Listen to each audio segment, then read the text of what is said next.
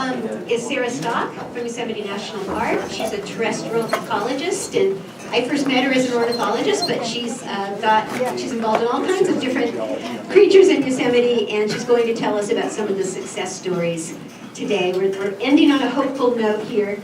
And after Sarah's done, if you could stay for a few minutes, we're going to have all the speakers come up in front and just give us a few final thoughts about as we go into the world, what can we do as individuals to work on the situation and to try to work toward a renewable future and climate stabilization. So please stay for that. And here's Sara.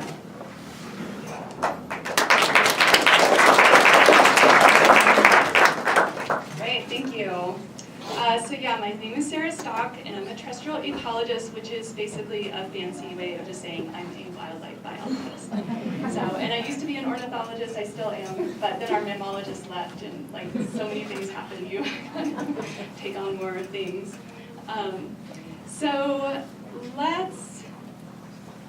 Let's go on a field trip tomorrow.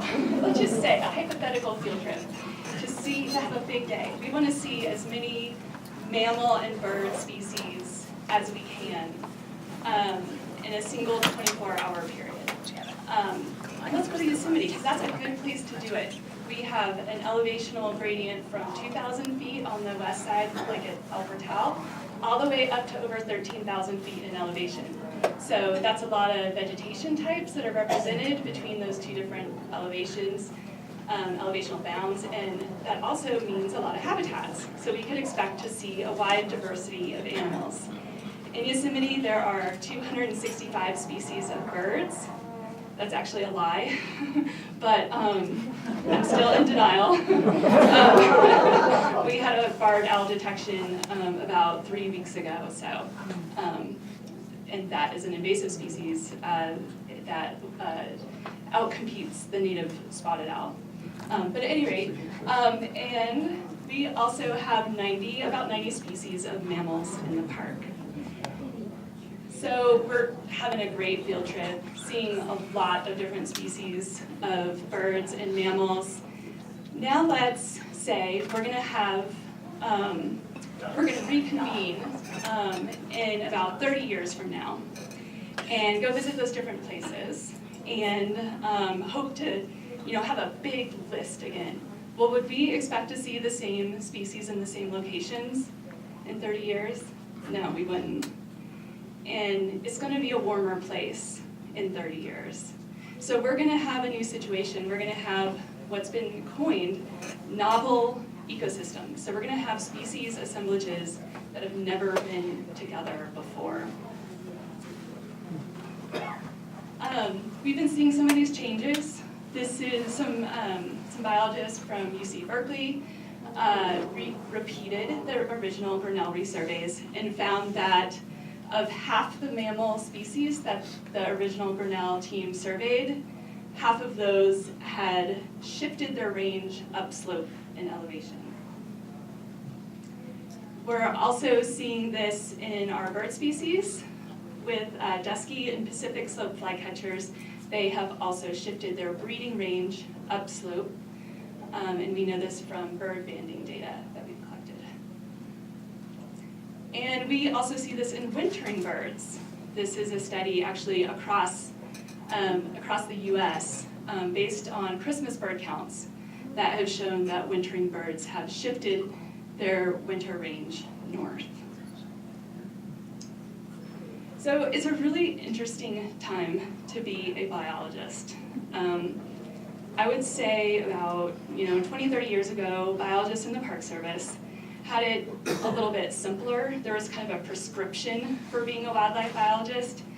They could just, the general way that biologists used to manage was for historical conditions. And we no longer do that. So it's,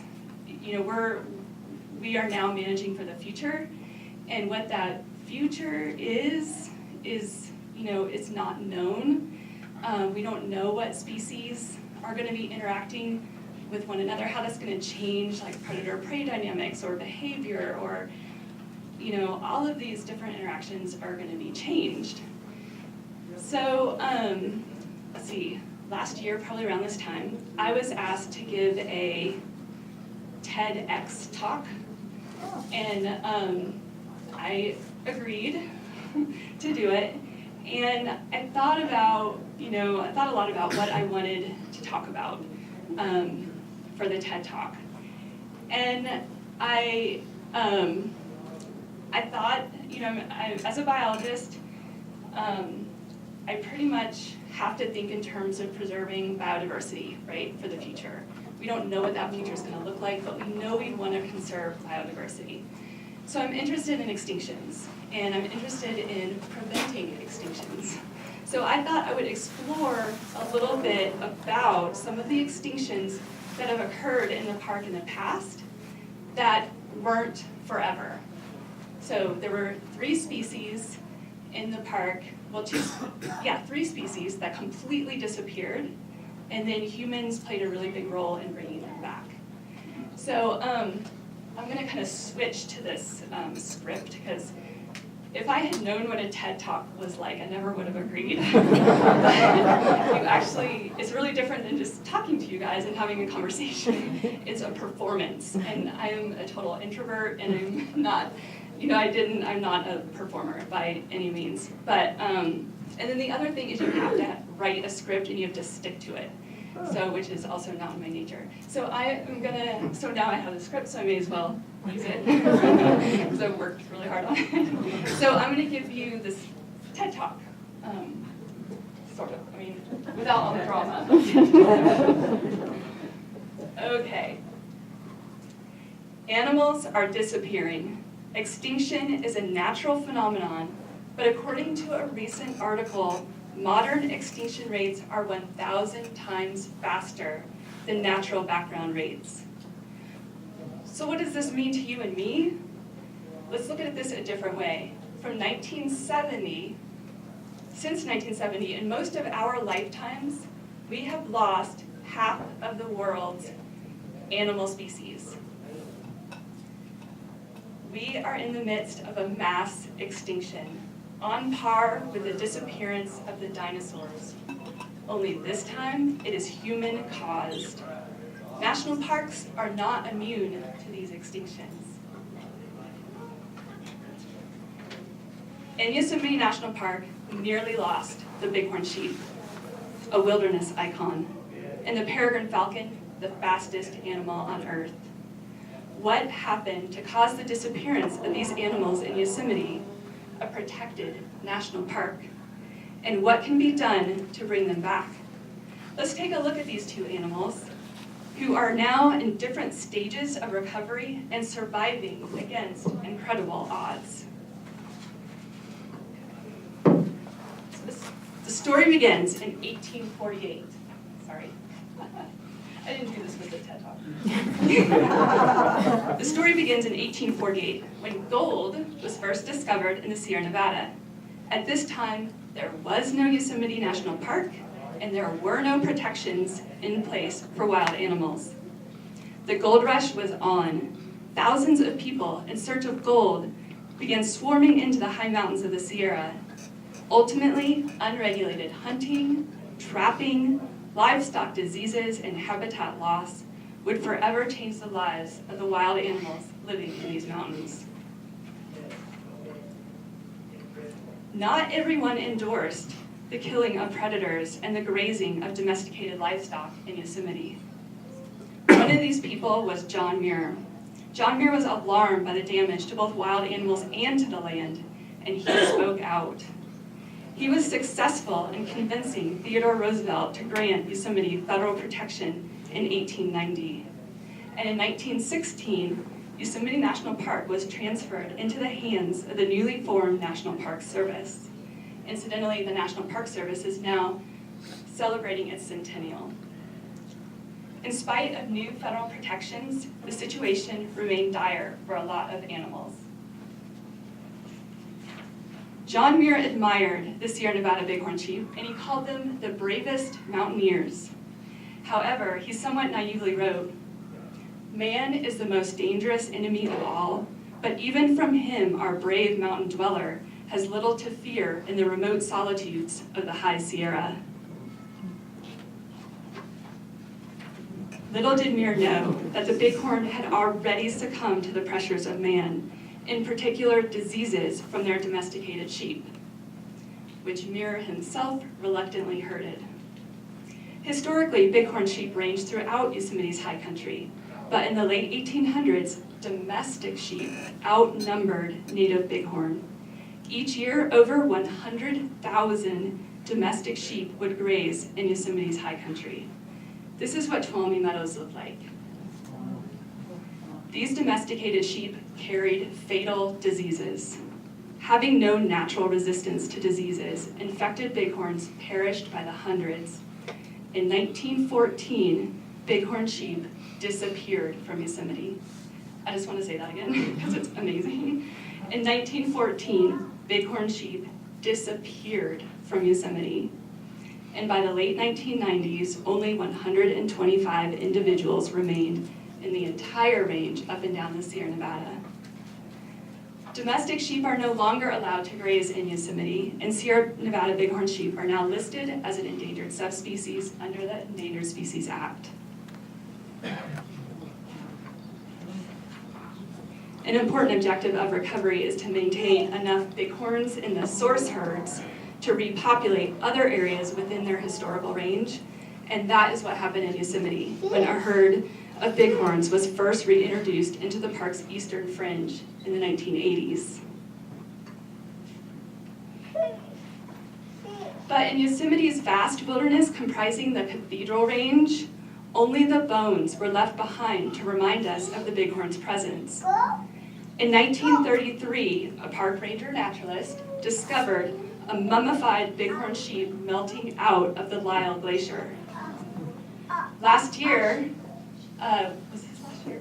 2 years ago, Greg and I took Autumn, our daughter, to see the glaciers before they disappeared. While we were there, we encountered a ram's skull. So there we were. We were in the shadow of these ancient glaciers and this ancient bighorn sheep. We can't bring the glaciers back, but we can bring the bighorn sheep back. Seeing the bighorn bones was like peering through a window from the past into the future. And the future is now. Bighorn sheep once again live in the Cathedral Range after over 100 years of absence. I participated in this landmark event in March of 2015 when I assisted California Department Fish and Wildlife biologists with releasing a herd of bighorn sheep back into the heart of Yosemite's wilderness.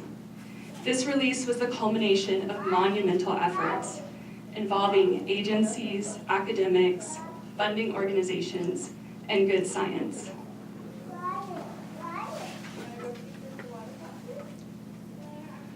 This is, let's see, who's doing my helicopter sound? This is how the sheep were transferred to the release area. This release area is at Washburn Lake in the Upper Merced River watershed.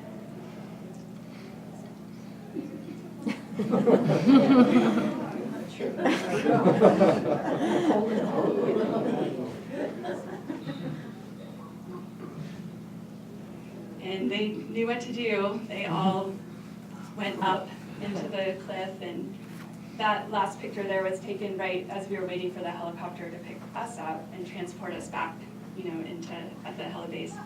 And as we were watching the bighorn, the sun was going down, and the bighorn were just gazing out over their new home, and it was pretty easy to imagine that same scene playing out, 100 years prior.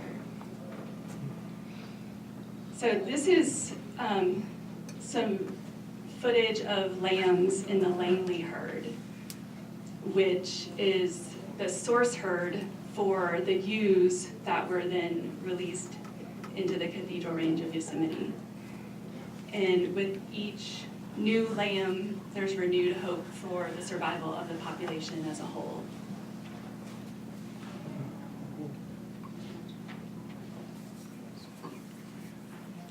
Okay, I just want to break from the TED Talk for a second. I just wanted to give you a current status update of the cathedral herd, because remember we reintroduced, there were 13 sheep, so we released them in the Washburn Lake area, and that was in March of 2015. So since then, there were ewes that were pregnant. So since then, there's been births. There's been, a whole winter, and so now these little dots. Each color is an individual sheep. And let me just orient here. Okay, so this is Washburn Lake, right? Let's see, where is? So if you were to go maybe like over here, this would be like Yosemite Valley. And the river, this is the Merced River, so the upper Merced River watershed. And here's Merced Lake, here's Washburn Lake. Vogelsang Lake is right there, Vogelsang Peak. Oh, Mount McClure, and then Mount Lyell would be right here. There's a Lyell Glacier. Okay, so the sheep spent last summer ranging all through here. They did like Mount Lyell and Mount McClure. And Mount Florence, but they tended to really like this area here. That's the Parsons Plateau, and that's a great place for them to fatten up to prepare for the winter because there's really good vegetation there. What we did not expect is that the majority of the herd would actually winter there on the Parsons Plateau above 11,000 feet elevation. So 9 of the 10 ewes actually spent the winter up there, and those 9 ewes had 2 lambs with them that were last seen during field surveys of the previous fall. So, over 11,000 feet, and we had quite a few storms over the past winter, so we weren't really sure how they were. We knew the adults were fine because we're tracking them via satellite collars, and so we can track their locations on a daily basis remotely, but we didn't know what was going to happen with those lambs. And this picture was taken on April 20th, this spring, a couple months ago, of the sheep on the Parsons Plateau. And here's the cool thing. Can you see these 2 sheep right here don't have collars? So those are our yearlings now. So we're growing the herd. It's exciting. Okay, so now let's take a look at the peregrine story. The peregrine falcon is unique in that it is one of only a few species, only 1%, that has actually been removed from the list of federally endangered species. So what happened to the peregrine falcon? In the 1940s, peregrine falcon populations underwent a steep decline due to the widespread use of the pesticide DDT. With over 1 billion pounds of DDT distributed across the US, the residue was inescapable and became concentrated in the peregrine's eggshells, causing them to collapse before the embryos had a chance to grow and mature. By the 1970s, peregrines were nearly eliminated from the eastern US and were barely hanging on in the western US. Conservationists responded by speaking out and getting DDT banned in the US in 1972, and the peregrine listed as federally endangered in 1973. Following the listing, massive recovery efforts took place, including rearing and releasing over 6,000 juvenile peregrines into the wild. Yosemite, with its prime cliff habitat, was one of the focal areas for these efforts. Rock climbers played a central role in accessing the cliffs to swap out contaminated eggs with dummy eggs, and then the dummy eggs with chicks that had been reared in captivity. These efforts paid off because in 1978, rock climbers scaling the face of El Capitan in Yosemite Valley discovered nesting peregrine falcons. This was the first time in almost 40 years that this species was confirmed as breeding in the park. This was also the only known nesting pair in the Sierra Nevada. So our breeding populations of peregrines disappeared in Yosemite for almost 40 years. After extensive recovery efforts, peregrine falcons have made a remarkable comeback. In Yosemite, We no longer need to manipulate them. We don't capture them. We don't handle them or ban them. We give them their space to nest and to raise their chicks. Each year, we monitor their nesting success, and we work with rock climbers to ensure their continued protection. We document about 13 breeding pairs in a given year over the last few years, and that far exceeds biologists' earlier expectations. So we did it. The peregrine falcon and the Sierra Nevada bighorn sheep are back in Yosemite. We did not allow their extinction. We cared, we worked hard, and we had good science. The peregrine falcon is a good model for what is possible.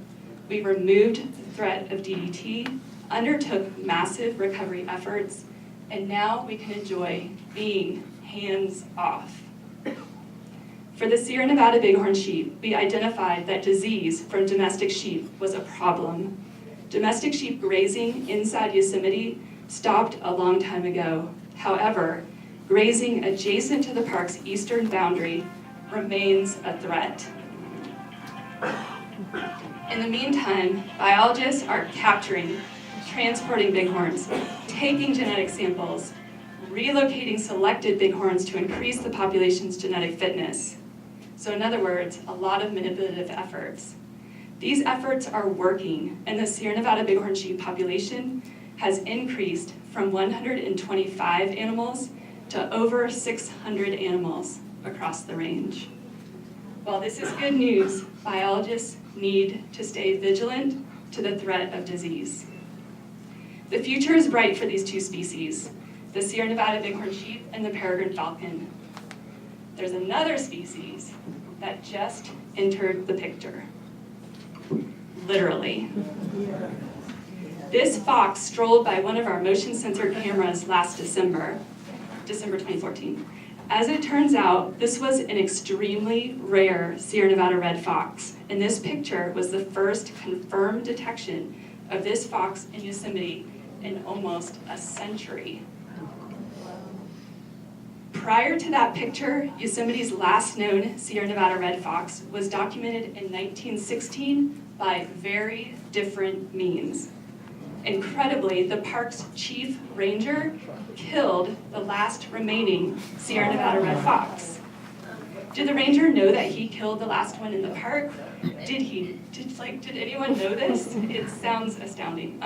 Probably not, because at that time, park rangers were encouraged to supplement their incomes by trapping predators, such as coyotes, mountain lions, and foxes. We have come a long way in the last 100 years. We now know for certain this rare fox inhabits Yosemite, and we are committed to protecting it. This is one of the rarest mammals in California, with only 30 to 50 individuals surviving. But how do we go about protecting a rare animal that we know virtually nothing about? We've done it before, and we can do it again. We've already made progress. In 1974, trapping Sierra Nevada red foxes was banned, and recently this subspecies was listed for federal protection under the Endangered Species Act.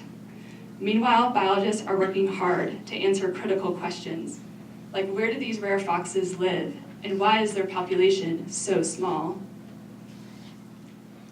We returned the Sierra Nevada bighorn sheep and the peregrine falcon home to Yosemite National Park. We may be capable of making big mistakes, but we're also capable of going to extreme efforts to reverse those mistakes. We saved two species from the brink of extinction, and we can do the same with the Sierra Nevada red fox. We are undertaking a bold journey with these animals, fraught with uncertainty, but our hard work is worth it, because the next generation needs wild animals and wild places just as much as you and me. It's the end.